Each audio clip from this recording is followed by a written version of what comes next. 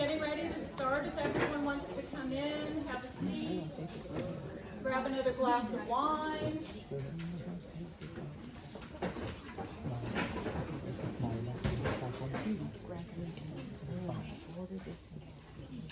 Do we have Preston? I'm here. Oh, okay, I didn't see you. I didn't want to start without you, Preston. Good evening. Thank you all for coming out. Lisa and I really appreciate you coming out in this horrible weather. I'm Catherine Weil. This is Lisa Scheinbaum, and we are the co-founders of Art for All Homes. And Art for All Homes is a nonprofit that provides free art and art creation opportunities to underserved communities in Houston. And we're just so happy to have all of you here tonight. We want to thank Matt Reeves and his whole team for letting us use this beautiful space. They have this gorgeous gallery, and also next door they have literally thousands of works of art in inventory. So we encourage you all to come back. We want to thank Mr. Tomanacci for this beautiful exhibit that he's put up. And it's an experiential exhibit, so we encourage you to come back. There's an audio that goes with it, and it'll be up through January 15th. We would also like to thank Lee Weingarten and Weingarten Art Group for all of their help and support putting tonight's event together. So Lisa and I started Art for All Home in 2020 with the idea of offering beautiful, ready-to-hang art to people who can't afford to have art in their homes. And we get art from a variety of sources. We work with a lot of organizations that donate art to us, including the Glasell School, Bluebird Circle, and the Charity Guild. And we now have monthly art drop-off events in Memorial and Bel Air.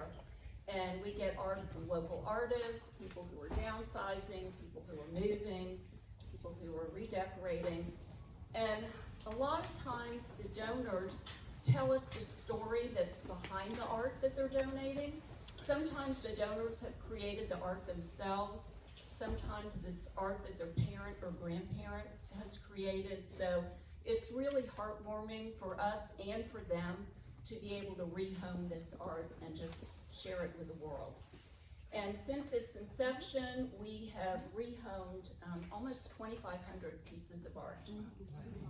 And we pass art along to our 17 nonprofit partner organizations, including Search, Houston Furniture Bank, and Dress for Success.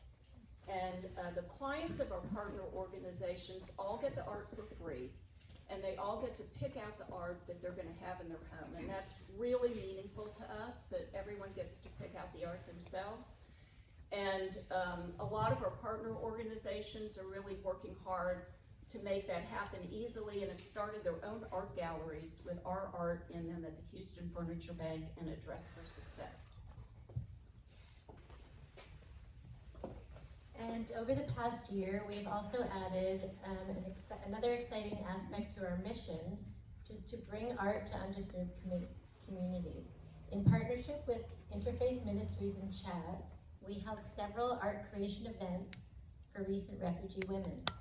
And even with the language barrier, it was so clear that everyone had such a great experience, and that each woman left with a big smile and a beautiful creation to enjoy in their own home. We're here tonight to spread the word. Art for All Homes provides free art to people regardless of resources. With your help and generosity, we can bring the joy of beautiful art to many more people.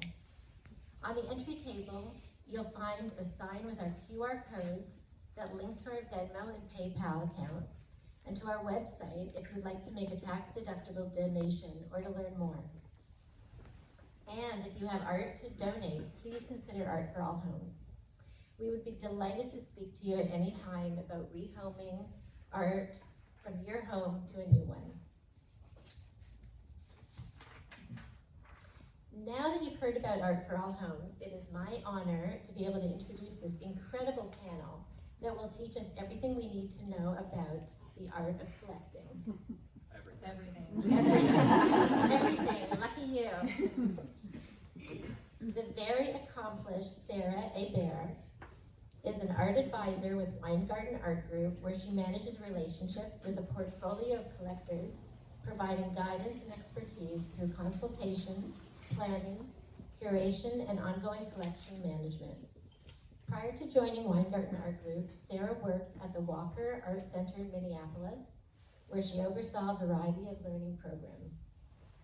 Sarah has a BA in art history from Johns Hopkins University and an MA in art history from the University of Texas at Austin. Kimberly Landa is an art advisor and has worked with Kinzelman Art Consulting since 2016. She is now vice president of the firm. Kimberly works with clients in both Houston and New York, while also finishing her master's degree in visual arts administration at New York University. Wow, you are a busy woman. Our third panelist and our Art for All Homes first emerging artist, Houston native and Los Angeles resident Preston Douglas, is a multidisciplinary artist who works between painting, fashion, and performance. He aims to consider how these forms can create spiritual, non-religious atmospheres of faith for collective unity. His paintings are both remnants of performances and starting points for installations, addressing how surfaces can allude to both beauty and darkness by examining contemporary cultural conviction. He has had solo shows, group shows, created fashion. He is a real Renaissance man. And actually, you could read more about him in the latest Paper City. There's a beautiful article about him. And I hope you all will. So Sarah, Kimberly, and Preston, the floor is yours. Thank you. Thank you.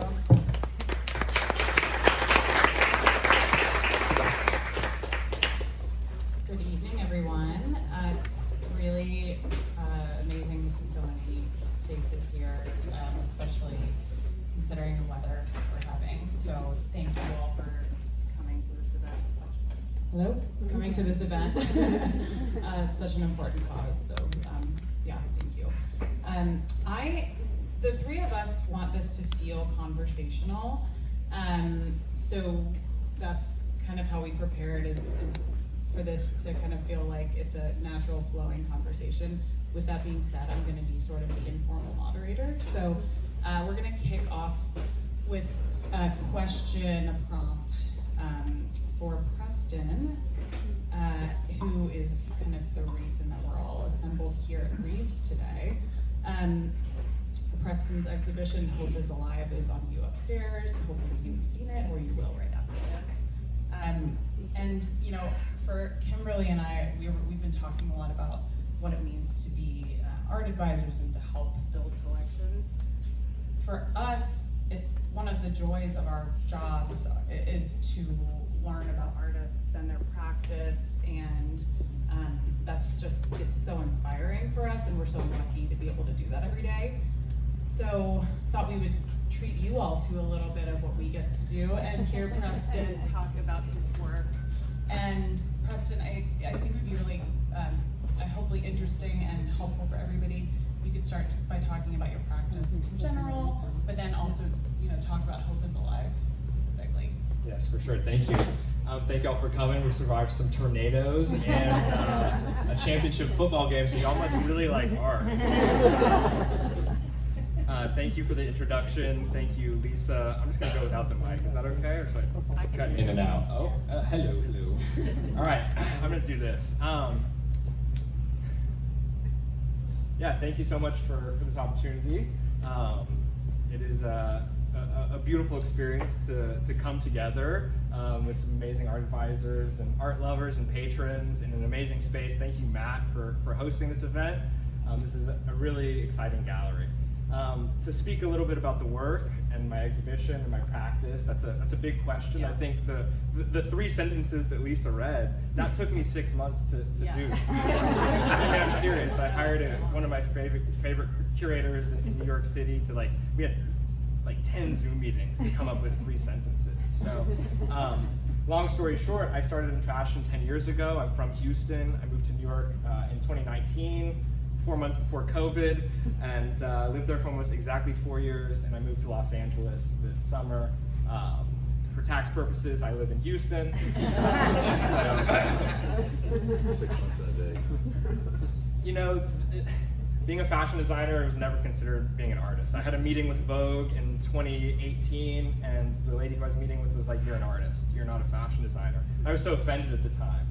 And I wheeled my clothing out and I packed it up, and I was hurt, and come to realize that she was so right. And years later I moved to New York and came to terms with that realization. And so the majority of my paintings have to do with the materiality, the gesture making, the mark making of my experience, my relationship with fabric.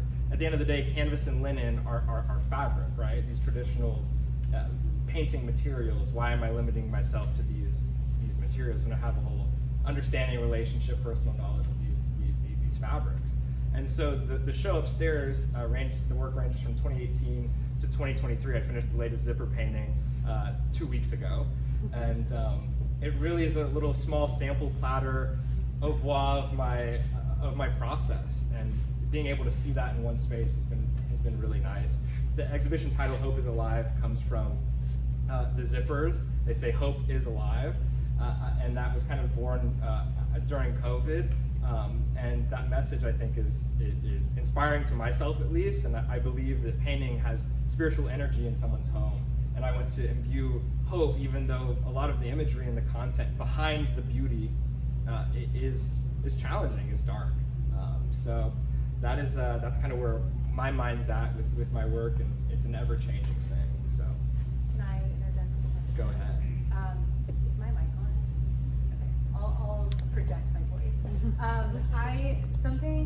That's okay. Thank you. Something really interesting. I think we came and did a walkthrough through Preston's show last week, and we were discussing I asked a question actually about whether the zippers are intended to be an extension of a performance piece, because for people who might not have seen a lot of Preston's work, a lot of it involves a lot of performance, and that goes for his work, and also he puts together these incredible performances in Los Angeles as well. So I think something really interesting to maybe hear from you about is how the zipper paintings and how you can, like you said, style the zipper paintings, how that is perhaps an extension of your performance work, and how maybe the viewer becomes a part of the performance themselves. Yeah. So fashion is inherently so performative, right? It's temporal. It goes in fashion. It comes out of fashion. It's time-based. And when I was having these interactions with models, it was like I was draping this fabric over them, fitting them, and then it was gone. And so the way I think about my painting is a bit different, right? I think about being able to make these gestures, to make these marks that last in perpetuity, that can last forever, in the context of painting art history. The performances are grand, and in many ways, as an artist, as a painter in particular, I try and create worlds within the rectilinear plane. And in ways, and I think this ties into the art of collecting, is like,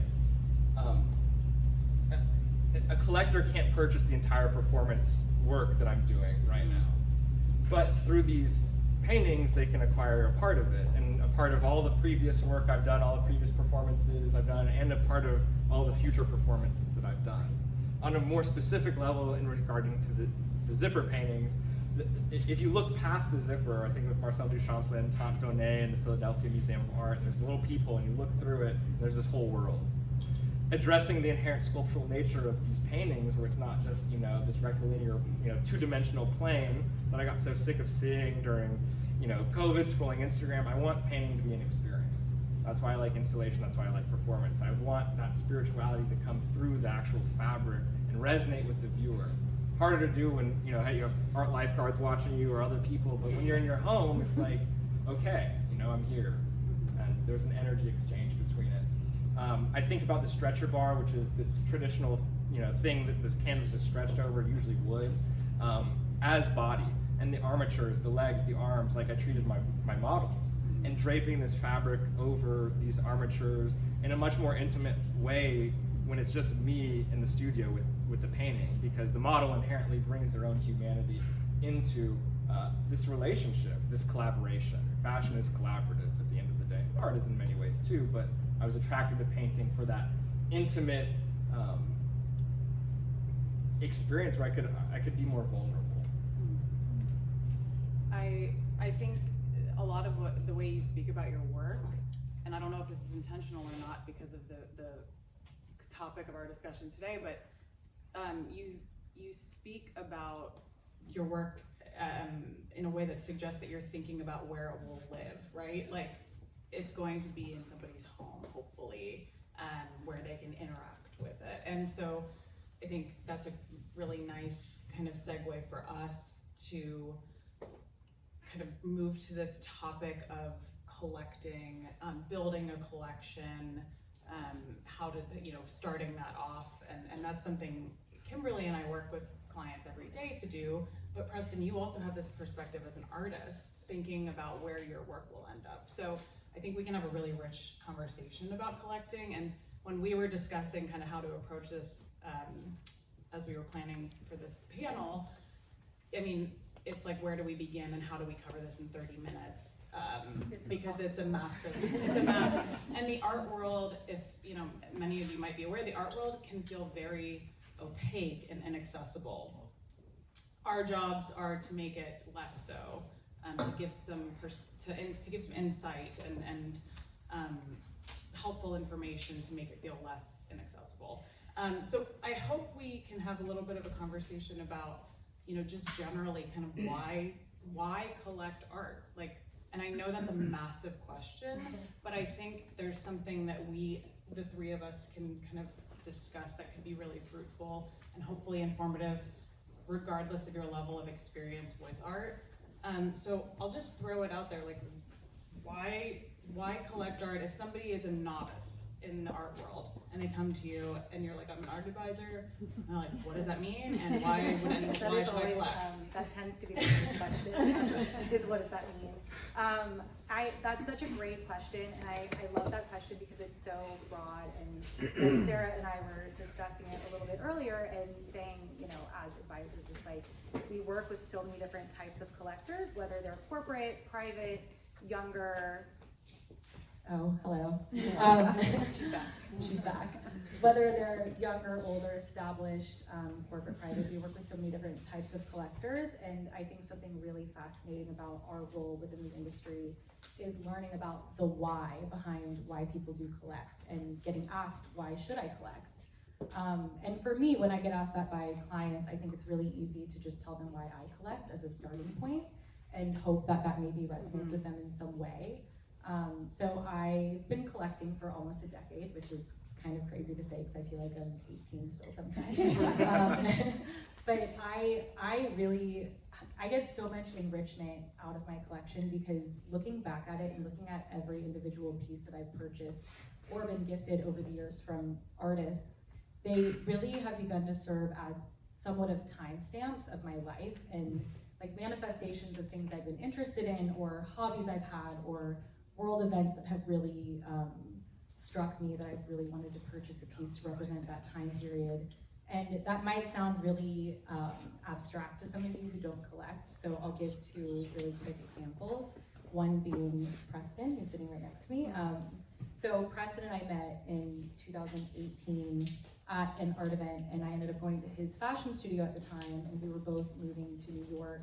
Or I think I actually had just moved to New York, and Preston was in the process of doing a big studio sale at his fashion practice. And I actually saw a couple of prints on his desk that were studies, and I said, like immediately, I was like, those are mine, I need those. And he was like, they're not for sale, and I was like, yes they are, I'm going to buy them, and I did. And it's so cool because they represent my relationship that I formed with Preston, they represent a little piece of the pie of his career, which is so massively evolved in such a short period of time, but they still are so indicative of your work, which is really neat. And I think that's something that happens when you collect, is it's like you have a little piece of the journey that an artist is taking, and it's forever stagnant in your home, but it's also, like we talked about, it's also so evolving because its meaning can tend to change as the artist's career progresses.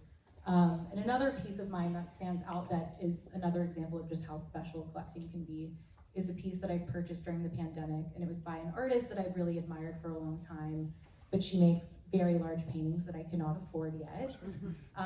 And she did one painting a day during the pandemic of places that she wishes she could teleport to during lockdown. And that was like Italy, her parents' living room, and they're just so joyful, and I had to have one, so I purchased one, and now I look at it and it's so cool to just, again, have a little timestamp of that period of my life and what my art budget was in that period of my life, which is a whole nother angle of collecting. But yeah, I think that's one angle of why collect. It just brings you so much joy, and it's so enriching to you as a person and your own intellectual personal development.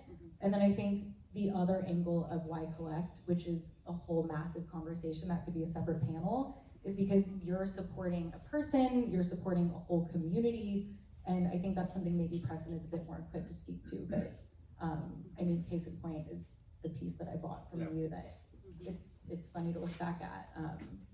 But yeah, it's such a long answer, but that's as short as I can possibly answer. Because I've been doing it for my whole career, so. I think something that I think about a lot, and it occurred to me when you were speaking, it's often when people come to us, when clients come to us saying, hey, I'd like to find some art, it's with the intention of filling space in their home, right? So I have these empty walls, or I need something to, kind of finalize this renovation project, and I need it to feel finished. And that's often what people come to us with. And maybe there's not so much like, I'm so excited to support artists and I can't wait to dive into the art community. But more often than not, it becomes that. And it's so exciting to see that happen, because the more that you're exposed to different types of art, different artists, learning about what artists are bringing to their work, I think you can't help but be affected, and you start to notice, okay, I'm drawn to these things, I'm drawn to these ideas, and then you start to find that you are super inspired by emerging artists who are just getting their start, and you're like, I could be on the ground floor of their career. Like, there's just so much potential, and so for me, I think that becomes the why, but it maybe doesn't start as the why for a lot of people, and I love to see that journey unfold. So anyway, that's something I think about a lot, and it's why our jobs are fulfilling. Anything you wanted to say about your, like, as an artist, thinking about your work ending up with collectors?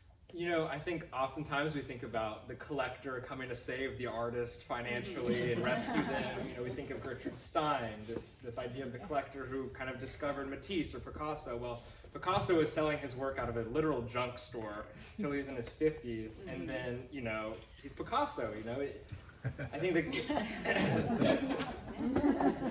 I think the thing I've been really considering lately is yes, a collector and patron can change a young artist's life with a painting purchase. But I think that an artist can change a person's life as well. There's an energy exchange there. Money is nothing but energy, right, at the end of the day. And I think about what Warhol was doing in the 70s and 80s with his custom high society commission portraits. And so I've been playing with this idea in my own practice, and I'm launching this what I call a spiritual couture experience, and stepping back into my fashion roots. And through these experiences, which are called 77, which Paper City kind of mentioned, it is about the collector, the patron, acquiring a work, whether it's fashion or it's a painting or it's an installation in their home or their institution, but it's much more than that. I see it as a transformative experience, and really coming to terms with that in a more open way that's part of the actual exchange from the get-go. I see so many of my collectors have changed my life, and I feel like I've changed their lives. I feel like the universe puts us into each other's lives at the exact right time, and that's been my experience with my collectors all over the world, and I'm very grateful for them, and I'm grateful for the ones to come. So yeah, that's kind of where my mind's at in regards to collecting. And the last thing I'll say on this topic is I collect work myself too. I am grateful to have art to trade other artists. I collect the majority of my friends, and I like collecting work that I come from. My lineage as a painter in particular is very important to me, and acknowledging the people who came before me and having a relationship with those people, but also them living in my space. And so yeah, that's kind of where I'm at. Okay, the last thing I'll say is my mom's a commercial interior designer, to touch on the spatial component. I think about how these paintings function in space. And so it's important to consider, like, what is that energy we're bringing into our home, right?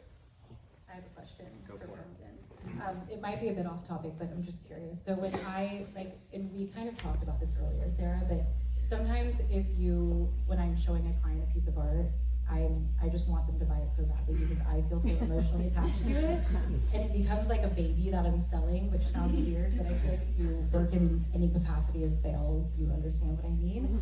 And then if they don't purchase it, it's like I feel such like a weird sense of grief and loss. And I'm always curious, which sounds again really dramatic.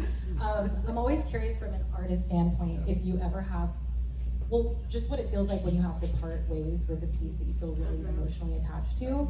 And also how often you're, I guess, tracking where they're going and what kind of environments they're in, and how much that, like, does that ever circle back to you in any kind of capacity, and just what your general thoughts are on that? Yeah, you know, like my paintings are my children, right?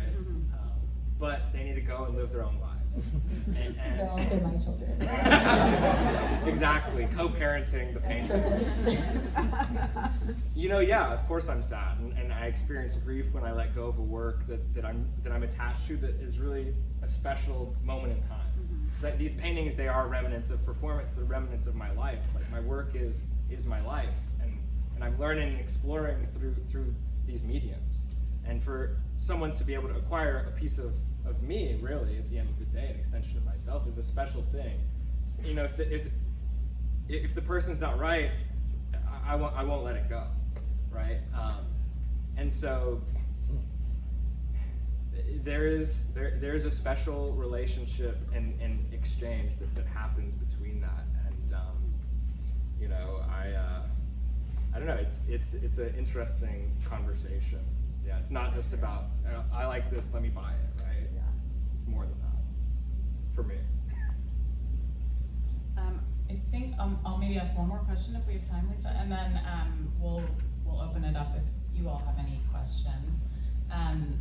So, talking about collecting and the opacity of the art world, I thought it would be interesting to hear your thoughts, Kimberly and Preston, on the different venues where art collecting happens. And so by that I mean art fairs, which are these massive, often very massive events where hundreds of galleries have set up booths, and you're frankly kind of overstimulated, but there's something good about that too, versus galleries where you're working with a gallerist, maybe you're walking in off the street, not quite sure how to do that, maybe you have a long-standing relationship with the gallerist, and then directly through artists is another way that, you know, people can purchase work sometimes, and then increasingly online. So there's all these different spaces where art acquisition happens.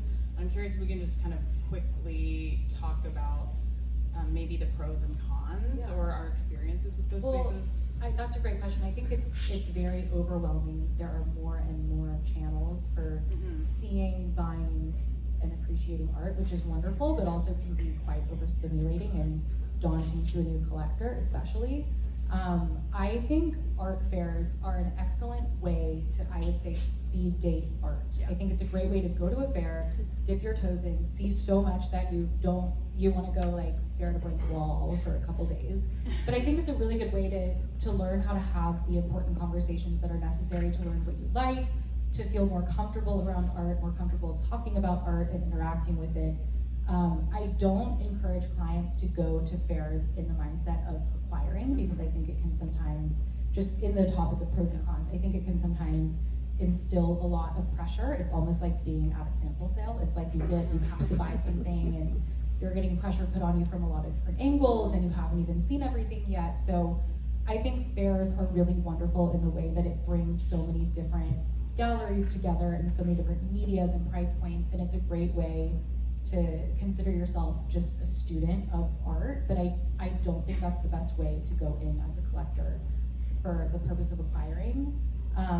I think developing relationships with galleries is so important, and I think that's a great way to really, I think being able to talk about art and just understand what you like is half the battle of collecting, or not the battle, but half of the joy of collecting. But that's really what it takes to dip your toes in and feel comfortable and kind of get the collecting bug. And having relationships with galleries and going continuously to see what artists they're representing and what shows they have up, I think that's a really important way to just stay involved in the community and also see as much as you can. And just the third aspect of what you said, and also at galleries, I think it's important just to note, if you're new to collecting, that the people that work at galleries, their job is to answer your questions. And I think people oftentimes feel very reserved walking into a gallery. It's like a white cube, it's intimidating, you don't know if you can take pictures, you don't always know if it's for sale.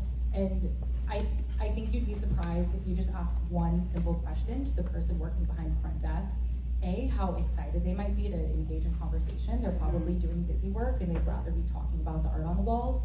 And B, what those conversations can potentially lead to. Like, you can learn something that you hate, you can learn something that you love. It can draw you to another artist that they have in the back room that you would have otherwise never known about. So I think that's a really important thing to know. I also think Instagram online channels are wonderful in the sense that they have just opened up a whole new base of collectors that wouldn't otherwise necessarily have the access to seeing so much art at once. But I again would caution people away from buying art directly from Instagram, because I think how you feel seeing a piece in person is so much of what it takes to understand how it's going to feel permanently in your home or your office, wherever it's going to reside. And I also think that although it takes more work, the steps that it takes to go seek out a piece in person, understand all of those aspects of it, are really what makes collecting a passion and what makes it really enriching and fun. So I think Instagram is a great research method, but I don't think I always encourage people to see work in person or work with an advisor. That's the last.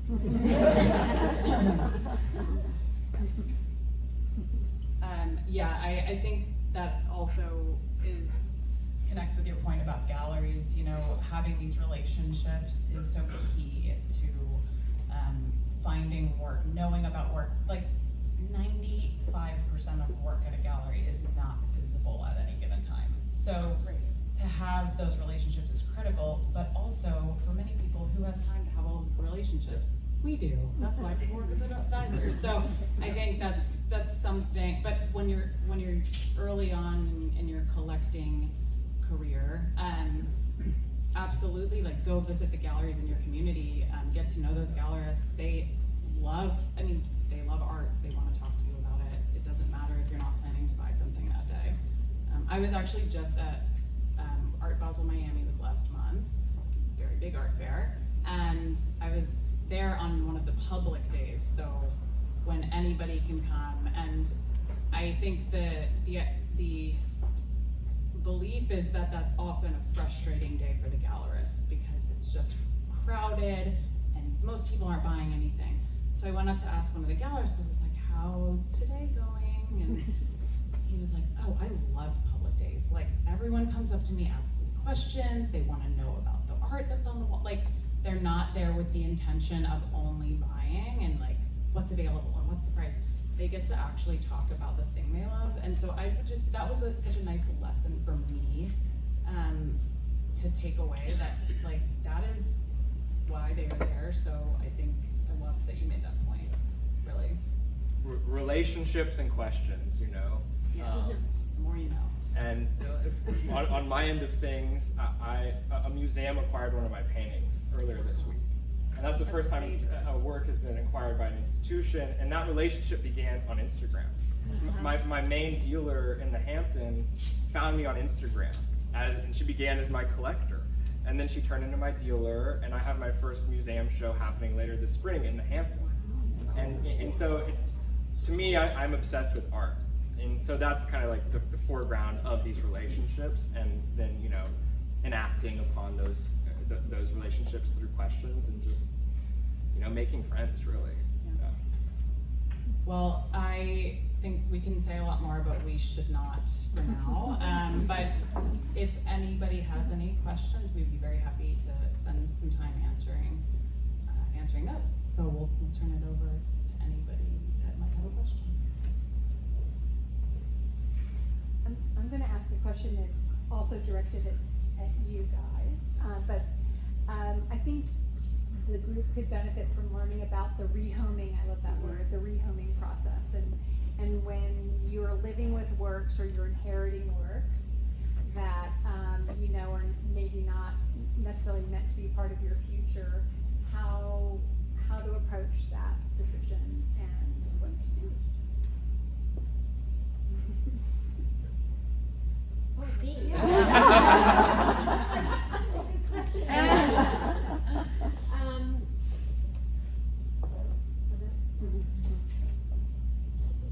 This down? Well, thank you for asking that question, Lee. So what we have evolved to be is that we will accept all kinds of art. We take anything that's ready to hang, and we at the beginning it evolved a little very easily. Actually, we started off and told a few friends, and they gave us some art, and then it got a little bit bigger and a little bit bigger, and then all of a sudden people were calling us that we didn't know, and we thought, well, we've got to figure out a system. So now we have drop-offs once a month. We have a drop-off in Bel Air, and then another month we have a drop-off in Memorial, and people are very pleased to be able to pass their art along to others. I'll just tell a quick little story that someone was just dropping off art. I didn't even know this person, and she drove up, and I was putting the art into the trunk, and she said, you know what, I just have to tell you that this art belonged to my mother. She passed away, and it's not anything that I need in my home, but it has given me such pleasure to know that other people will enjoy it. And to me, and I know to Catherine, I think too, that's what it's all about, is to pass along the beauty and just the pleasure of being able to look at something pretty in your home. I think all of us in this room are lucky enough to have that in our own homes, but it's important to remember that many people don't. You know, there's another quick story is that from the Houston Furniture Bank. Right when we were beginning, and we don't tend to be able to see the recipients because just as how it all evolved, and we also like them to have the dignity of not, you know, seeing someone actually handing them, you know, something. So it's evolved that they go through the art gallery, but we happened to be dropping off the art at one point when someone did come up, and as we were bringing the art in, she said, oh, I love that one piece. And it was floral and nothing unusual. It was just a pretty picture. And she said, you know what, I suffer from depression, and you just passed by me and I'm seeing this piece and I feel so happy looking at it. And we thought, wow, that's exactly what we're trying to do. So I don't know if I'm even answering your question. But anyways, a little plug. If you do have any art that you don't need anymore, or you just you're moving, or it's just not giving you the same feeling that you had before. You just want to pass it on to someone who doesn't have the ability to buy their own art. Call us. We have our business cards over there, and now I'm getting into my closing, so I think I'll just head into that. I really want to thank our panel, and I'm sure that you agree that it was just a fabulous and a fascinating conversation. I appreciate so much everybody coming in a tornado. And Catherine and I really want you all to keep the conversation going. All of our panelists will be here for a little bit longer to chat with you. And as well, we invite you upstairs, all the way right through the back there. You can go upstairs, and I really encourage all of you to go. Preston has a fabulous show up there. It's really stunning. Food and drink must stay downstairs, but we have a little, just so you know, to take one. We have a sweet treat for you upstairs. That's to get you to go up. We're all upstairs, so please take one. And our QR, as I say, our QR code, just to learn more about us, our QR code is on the back. And basically, once again, thank you, our panelists. Great. Thank you all for coming. Thank you, Reeves Gallery, for opening up this stunning space to us. And again, thank you for braving the weather, and please have another glass of wine and enjoy the art.